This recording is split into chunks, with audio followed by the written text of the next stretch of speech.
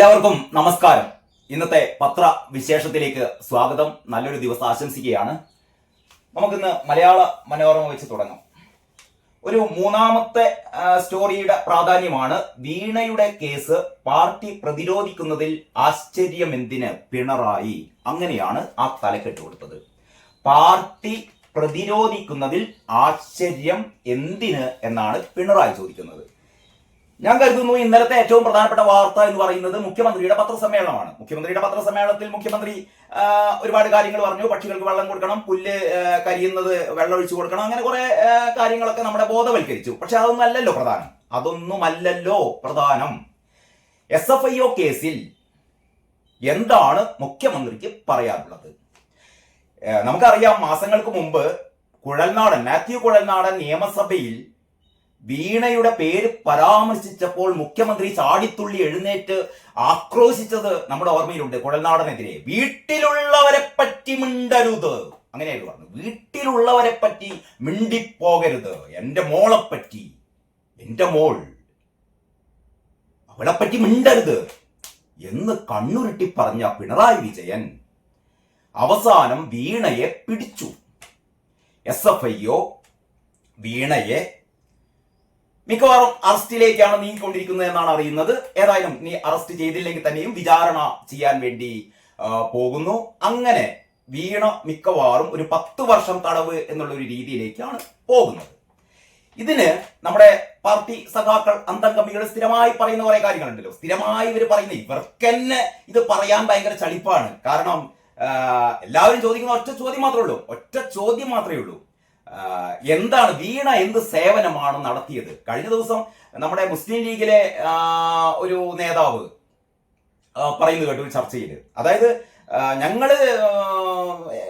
ഞങ്ങൾ പിണറായി വിജയന്റെ കൂടെയാണ്, ഞങ്ങൾ CPM കൂടെയാണ്. കാരണം ഈ കേന്ദ്ര ഏജൻസികൾ വന്ന് BJP ഇതര സർക്കാരുകളൊക്കെ മറിച്ചിടാൻ വേണ്ടി നോക്കുന്നു. അങ്ങനെയാണ് ഇവിടെയും വന്നത്. പക്ഷേ ഞങ്ങൾ കൂടെ നിൽക്കാം. പക്ഷെ പിണറായി ഒന്ന് പറയണം, എന്താണ് അങ്ങയുടെ മകൾ എക്സാലോജിക് ഉടമസ്ഥയായ താങ്കളുടെ മകൾ എന്താണ് CMRL കമ്പനിക്ക് വേണ്ടി നടത്തിയ സേവനം? അതാണല്ലോ കേസ്. അതാണല്ലോ CMR കമ്പനിക്ക് വേണ്ടി ഒരു സേവനവും നടത്താതെ വീണ വിജയന്, ആദ്യം നമ്മൾ കേട്ടത് 1.72 കോടി രൂപയായിരുന്നു. ഇപ്പോൾ SFIOയുടെ കുറ്റപത്രത്തിൽ പറയുന്നത് 2.7 കോടി രൂപ. മുഖ്യമന്ത്രിയുടെ മകൾ വീണ വിജയൻ എങ്ങനെയാണ് 2.7 കോടി രൂപ ഈ മാസപ്പടി എന്ന് പറഞ്ഞാൽ കൈക്കൂലിയായി എങ്ങനെയാണ് കിട്ടിയത്? പറയണ്ടേ? എത്ര കാലമായി ചോദിക്കുന്നു, എന്ത് സേവനമാണ് നടത്തിയത് ഈ പെൺകുട്ടി? എന്ത് സേവനമാണ് നടത്തിയത്? ഈ കരിമണൽ കർത്ത എന്ന് പറയുന്ന ശശിധരൻ കർത്ത, CMRL എന്ന് പറയുന്ന കമ്പനിയുടെ ഉടമയായ ഈ കരിമണൽ കർത്ത, അദ്ദേഹത്തിന് ഒരു IT സേവനം ആവശ്യമുണ്ടെങ്കിൽ ഈ ലോകത്താകെ ഈ വീണ വിജയൻ മാത്രമേ ഉള്ളൂ. വീണ വിജയൻ എന്തിനു വേണ്ടി ഈ നിയമിച്ചു? എന്താണ് വീണ വിജയൻ ചെയ്തത്? അപ്പൊ പറയുന്നു അത് 2 കമ്പനികൾ തമ്മിലുള്ള ഇടപാടാണ്, അതങ്ങനെ പറയാൻ പാടില്ല. ഞങ്ങൾ എന്ത് സേവനാണ് അപ്പ കൊടുത്തത്? ഇതൊരു IT കമ്പനിയല്ലേ? IT കമ്പനി അവിടെ എന്ത് സേവനമാണ് കൊടുത്തത്? ആകെ കരിമണൽ കമ്പനിയിലെ CMRL ആകെ ഉള്ളത് അവിടുത്തെ സിസ്റ്റം, അവിടുത്തെ കമ്പ്യൂട്ടർ സിസ്റ്റവുമായിട്ടുള്ള നെറ്റ്വർക്കിന്റെ ഭാഗമായിട്ട് അവിടെ ഉള്ളത് ഇതുവരെ പുറത്തു വന്നിട്ടുള്ള വിവരം അനുസരിച്ച് Tally, MS office, power point തുടങ്ങി എന്ന് പറഞ്ഞാൽ ഏത് LP ക്ലാസ്സിലെ കുട്ടികളും കമ്പ്യൂട്ടർ ഉപയോഗിക്കുന്ന കുട്ടികളുടെ സാധാ ലാപ്ടോപ്പില്, നമ്മളൊരു ഒരു ലാപ്ടോപ്പ് ഇവിടുന്ന് വാങ്ങുകയാണെങ്കിൽ ആ ലാപ്ടോപ്പിൽ സൗജന്യമായി നമുക്ക് അപ്ലോഡ് ചെയ്ത് തരുന്ന ഒരു 4-5 സോഫ്റ്റ്വെയർ, ഒരു 500 രൂപയുടെ പ്രശ്നമുള്ളൂ. ഇനി അഥവാ കർത്തയുടെ ഈ കമ്പനിയിൽ നിന്ന് ഈ MS ഓഫീസോ അല്ലെങ്കിൽ ഈ പറയുന്ന പവർ പോയിന്റോ അല്ലെങ്കിൽ ഈ പറഞ്ഞ ടാലിയോ എന്തെങ്കിലും തകരാറ് പറ്റിയാൽ അതൊന്ന് നേരെയാക്കാൻ ഒരു 500 രൂപ കൊടുത്താൽ, 500 വേണ്ട, ആൾക്കാർ ഒരു ചായ വാങ്ങിക്കൊടുത്താൽ, ഒരു ചായയും വടയും വാങ്ങിക്കൊടുത്താൽ, പരിപ്പ് വടയും ചായയും വാങ്ങിക്കൊടുത്താൽ ആരും വന്നുകാണ്ട് അതൊന്ന് അപ്ലോഡ് ചെയ്ത് പോകും. ഇതിന് വീണന്റെ ആവശ്യമൊന്നുമില്ല. അപ്പോൾ വീണക്ക് എന്തിനു വേണ്ടിയിട്ട് 2.7 കോടി രൂപ കൊടുത്തു? കാരണം വീണയുടെ അച്ഛൻ ഒരു പ്രോമിനന്റ് പൊളിറ്റിക്കൽ ഫിഗറാണ് കേരളത്തിലെ. അവിടെയാണ് പ്രശ്നം.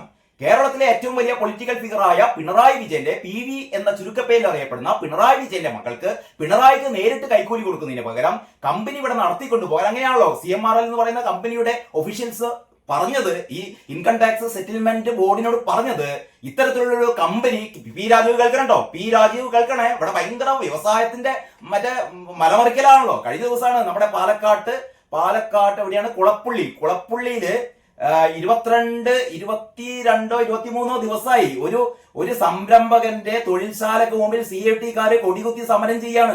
ആകെ ചെയ്തത് അവിടെ അയാൾ ഒരു യന്ത്രം സ്ഥാപിച്ചു. ഈ സിമന്റ് ചാക്കുകൾ ലോറിയിൽ നിന്ന് ഇറക്കാനും കയറ്റാനൊക്കെ ഉള്ള ഒരു യന്ത്രം സ്ഥാപിച്ചു കഴിഞ്ഞപ്പോൾ ഈ തൊഴിലാളികൾ പറഞ്ഞു യന്ത്രമൊന്നും വേണ്ട, പണ്ട് കമ്പ്യൂട്ടർ എടുത്ത് കണ്ട് കുളത്തിലിട്ട ടീമല്ലേ, ഇത്തരം എന്താ പറയാ യന്ത്ര സാമഗ്രികളൊന്നും വേണ്ട. അപ്പോൾ അവിടെ ആ കടയുടമയുടെ മുന്നിൽ ആ കടക്ക് മുന്നിൽ ഇവര് സമരത്തിലാണ് കഴിഞ്ഞ 22 ദിവസമായിട്ട്.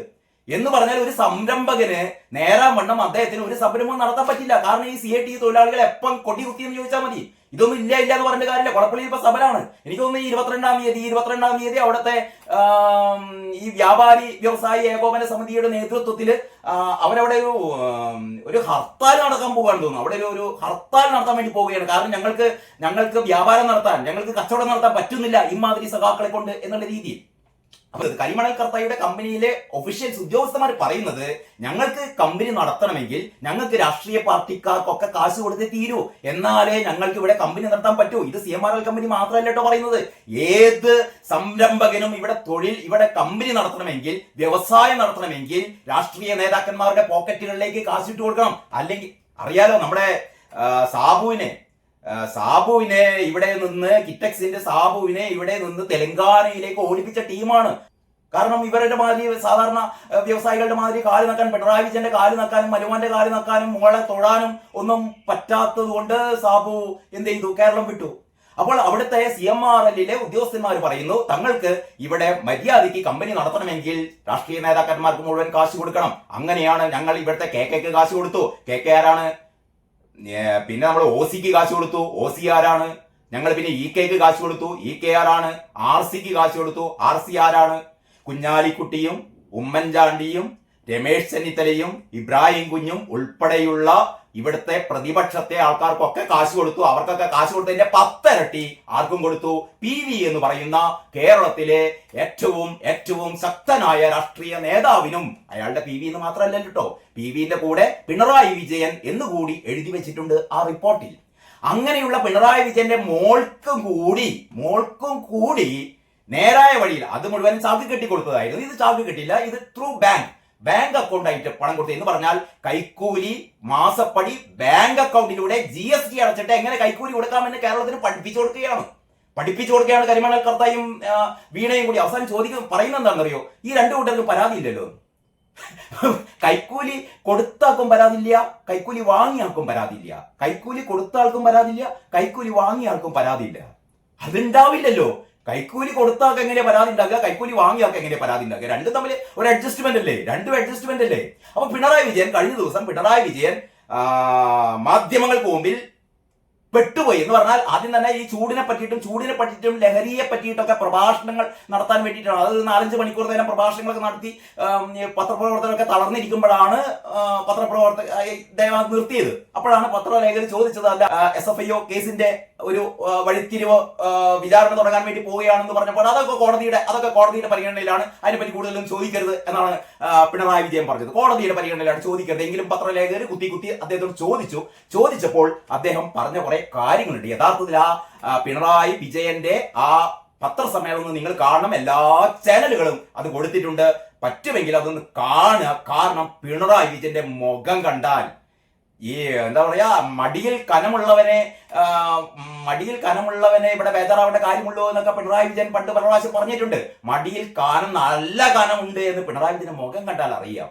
കാരണം ആകെ പിളിഞ്ഞ് നമുക്ക് കണ്ടാൽ തന്നെ നമുക്ക് സങ്കടം വരും. ആ മനുഷ്യൻ എന്ന് പറഞ്ഞാൽ ഈ പിടിച്ചു നിൽക്കാൻ പറ്റില്ല. പണ്ട് അങ്ങനെയല്ല. പണ്ട് ഞാൻ കൈകൊണ്ട് അങ്ങനെയല്ലേ പറഞ്ഞത്, കൈകൊണ്ട് നമ്മുടെ കേസുദാരനായിട്ടുള്ള ഒരു വാഗ്വാദത്തിനിടയിൽ പറഞ്ഞു, ഞാൻ പണ്ട് ബ്രണ്ണൻ കോളേജിൽ പഠിക്കുന്ന കാലത്ത് കൈ ഇങ്ങനെ ഒരു പ്രത്യേക ആക്ഷൻ കാണിച്ച് ഇങ്ങനെ അടിച്ചു കഴിഞ്ഞാൽ ഒരു ശബ്ദമുണ്ടാകും. ആ ശബ്ദം കേട്ടാൽ എതിരാളി ഓടി രക്ഷപ്പെടും. അങ്ങനെ ഒരു ആക്ഷൻ കൊണ്ട് മാത്രം തല്ലാൻ വരുന്ന ആൾക്കാരെ ഓടിപ്പിച്ച വിജയനാകെ പേടിച്ച് ബേജാറായി നിൽക്കുകയാണ്. എന്തെല്ലോക്കെ പറഞ്ഞ് എന്റെ രക്തം നിങ്ങൾക്കൊക്കെ എന്റെ രക്തം വേണോ, എന്റെ രക്തം അങ്ങനെ തരാൻ പറ്റൂല, ഞാൻ അങ്ങനെ രാജിവെക്കൂല, അങ്ങനെ രാജിവെക്കണം എന്ന് ഞാൻ ആര് പിണറായിനോട് രാജിവെക്കാൻ പറയുന്നു? പിണറായി രാജിവെക്കേണ്ട കാര്യമൊന്നുമില്ല. പിടിച്ച് പുറത്താക്കിക്കോളും. അതിനുള്ള എല്ലാവിധ സൂചനകളുമാണ് ലഭിച്ചുകൊണ്ടിരിക്കുന്നത്. കാരണം ഏറ്റവും അവസാനത്തെ റിപ്പോർട്ട് അനുസരിച്ച് ഈ ED വരുന്നു, SFIOയുടെ പിന്നാലെ ED വരുന്നു, പിന്നാലെ CBI വരുന്നു. EDയും CBI ഒക്കെ വന്നിട്ട് മിക്കവാറും ഇവിടെ സംഭവിക്കാൻ പോകുന്നത് പിണറായി വിജയൻ, വീണ വിജയൻ, അവിടെ നിന്ന് CMRL നിന്ന് കൈക്കൂലി വാങ്ങിയ, മാസപ്പടി വാങ്ങിയ കുഞ്ഞാലിക്കുട്ടി, ഉമ്മൻചാണ്ടി മരിച്ചുപോയി, രമേശ് ചെന്നിത്തല, ഇബ്രാഹിം കുഞ്ഞ് തുടങ്ങിയ ആരൊക്കെ ഉണ്ടോ ആ ഡയറിയിൽ പേര്, അല്ലെങ്കിൽ ഈ ഇന്ററിം സെറ്റിൽമെന്റ് ബോർഡിന്റെ റിപ്പോർട്ടിൽ ആരുടെയൊക്കെ പേരുണ്ടോ അവരുടെയൊക്കെ പിന്നാലെ മണി ലോണ്ടറിംഗ് ആക്ടിന്റെ പരിധിയിൽ ഇവരുടെ ഈ ഇടപാടുകൾ എല്ലാം ഉൾപ്പെടുമെന്നതിന്റെ അടിസ്ഥാനത്തിലാണ് EDക്ക് എല്ലാവിധ അനുവാദവും കിട്ടിക്കഴിഞ്ഞു ഇതിൽ ഇടപെടാൻ വേണ്ടിയിട്ട്. അപ്പോൾ ഇനിയുള്ള ദിവസങ്ങളിൽ അത്യന്തം നാടകീയമായ പല സംഭവങ്ങൾ നമുക്ക് പ്രതീക്ഷിക്കാം. ഏതായാലും ഇന്നത്തെ മലയാള മനോരമയിൽ അങ്ങനെ ഒരു മലയാള മനോരമയാണല്ലോ ഈ സ്റ്റോറി, ഈ ഇന്ററിം സെറ്റിൽമെന്റ് ബോർഡിന്റെ റിപ്പോർട്ടിൽ വീണ വിജയന്റെ പേരുണ്ട് എന്ന് ആദ്യമായി മലയാള വായനക്കാർക്ക് മുമ്പിൽ അവതരിപ്പിച്ച പത്രം മനോരമയാണ്. അതുകൊണ്ട് തന്നെ ഇന്നലെ പിണറായി വിജയൻ ഒരു 4-5 പ്രാവശ്യം മനോരമ അങ്ങനെ ഇളിച്ചം തീരുന്നില്ല. മലയാള മനോരമയാണ് ആകെ പ്രശ്നം ഉണ്ടാക്കിയത്. ഇത് ആരും അറിയില്ലായിരുന്നു. ഈ മലയാള മനോരമയുടെ ഒരു ബോധവും ഇവരില്ലാത്ത കുറെ ലേഖകന്മാർ വന്ന് കണ്ടുള്ള സത്യം മുഴുവൻ എഴുതി കഴിഞ്ഞാൽ എങ്ങനെയാ മനുഷ്യന്മാര് അത്യാവശ്യം കാശുണ്ടാക്കാൻ പിണറായി ഈ മുഖ്യമന്ത്രിക്ക് ആകുക എന്നൊക്കെ പറഞ്ഞത് വെറുതെ നാട്ടുകാരെ സേവിക്കാൻ വേണ്ടിയിട്ടൊന്നും അല്ലല്ലോ. 4 കാശുണ്ടാക്കാനും സമ്മതിക്കാത്ത ഈ പത്രലേഖകർക്ക് എന്താ ചെയ്യുക എന്നാണ് പിണറായി പറയുന്നത്.